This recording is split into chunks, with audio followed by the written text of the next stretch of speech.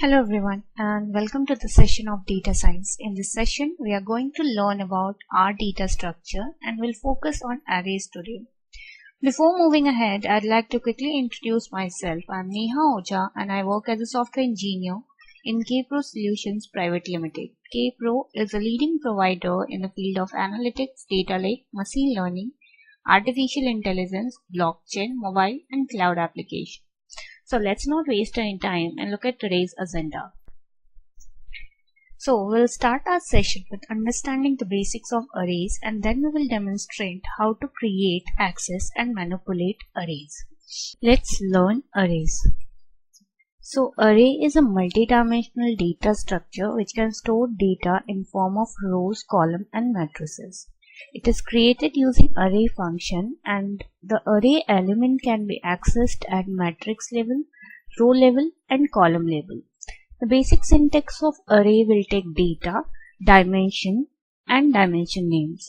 Here data is nothing but the vector which supplies input for array creation and dimension parameters is provided to give the dimension to matrices. Like in dimension parameter, if we have given 2, 3, 4, it creates 4 matrices, each with 2 rows and 3 columns. Now let's learn how to create arrays, naming column and rows of the arrays, accessing array elements and manipulating array elements. Now let's start learning how to create arrays. So we will start with creating arrays of 2 3x3 matrices, that is 2 matrices, each with 3 rows and 3 columns will be created. So our first step will be creating a vector. Since it is a 3x3 matrix, so we will require 9 elements. So we have to define our vector in such a way that it has 9 elements. So I'm creating a vector and giving the name to my vector as V and I'm passing value 1 to 9 in that vector. So my vector got created. If I'll print V, you can see the values from 1 to 9 got stored in V. So our next step will be creating arrays. For that we will use array function. I'm giving name to my array as array1. The first argument I'll pass in array function is the vector which I have created in last step. And the second argument is the dimension. In our case it is 3, 3 and 2. We are going to create 2 matrices, each with 3 rows and 3 columns. So our array got created.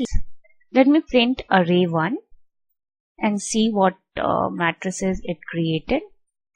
So this is our 2 matrices which got created with the vector elements which we have supplied.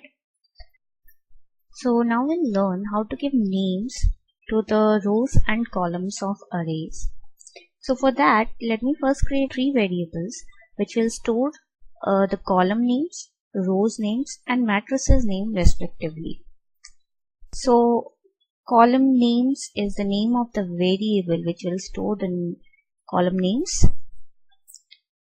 I'm giving name to my column as column 1, column 2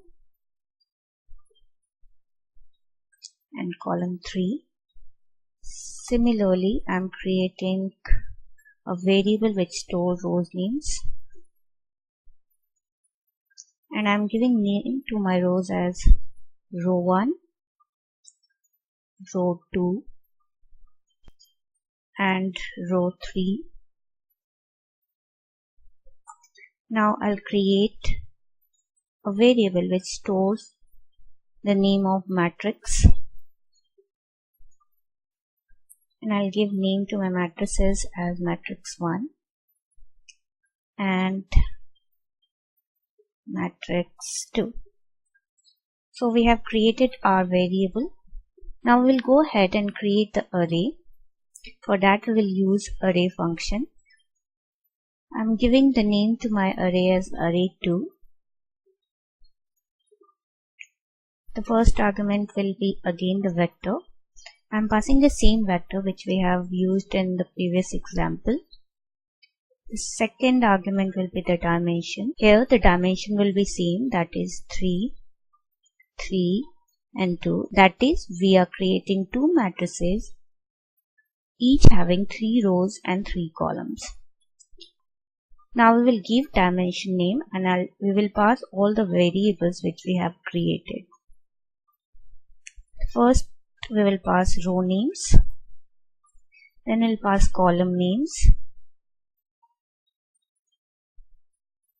and finally we'll pass matrix names. So our array got created.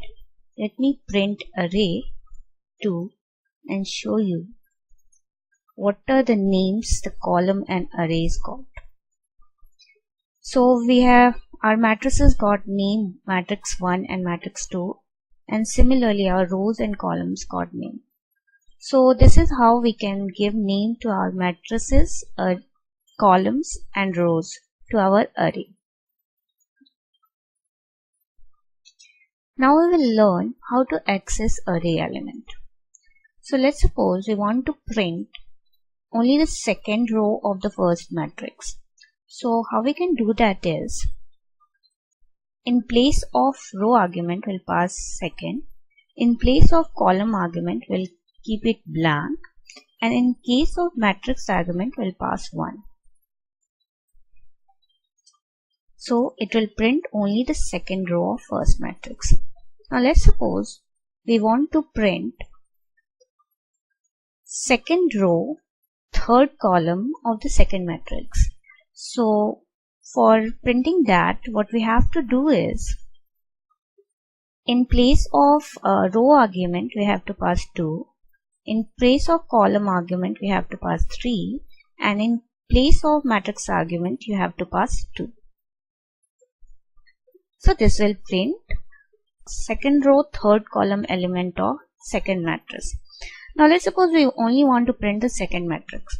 So we can achieve that by not passing anything in row and column argument and only passing 2 in the matrix argument. This will print only the second matrix.